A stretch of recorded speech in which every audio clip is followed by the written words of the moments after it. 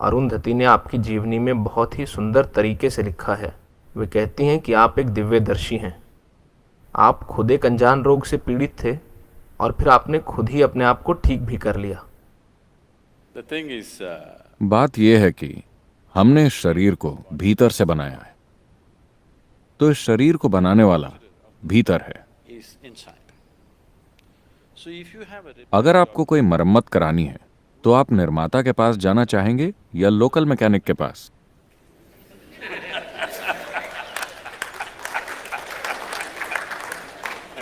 if you had access, अगर आपकी पहुंच हो तो आप निर्माता के पास ही जाना चाहेंगे।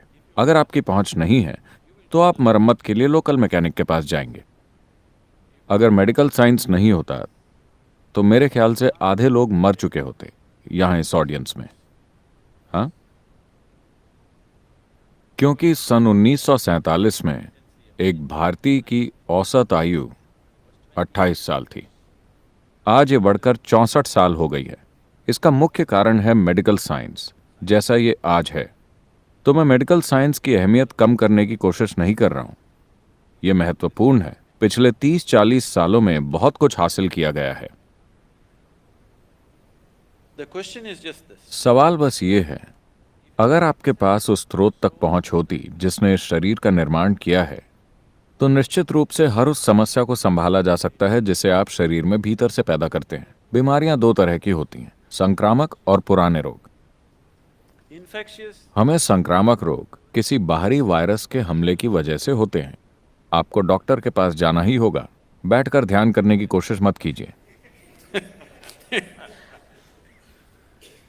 लेकिन इस धरती पर 70% बीमारियां खुद की बनाई हुई हैं।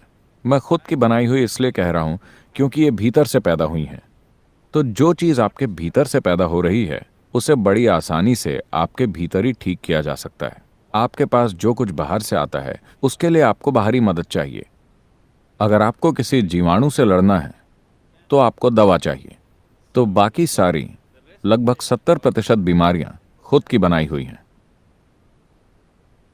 आपका शरीर आपके खिलाफ काम क्यों करेगा? यह शरीर दरअसल स्वास्थ्य के लिए प्रोग्राम किया गया है। इस शरीर की हर कोशिका को स्वस्थ रहने के लिए प्रोग्राम किया गया है। यह आपके खिलाफ क्यों काम करेगी? क्योंकि कहीं ना कहीं आप इसे खुश नहीं रख रहे हैं।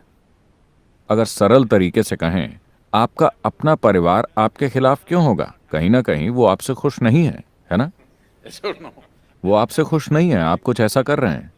तो इसी तरह से आपके शरीर की कुछ कोशिकाएं और कुछ अंग किसी कारण से आपसे खुश नहीं हैं। आपको थोड़ा और ध्यान देना चाहिए। इसका तरीका है, इस पर बाकायदा ध्यान देने का तरीका है, क्योंकि शरीर में हर चीज भीतर से ही बनी है।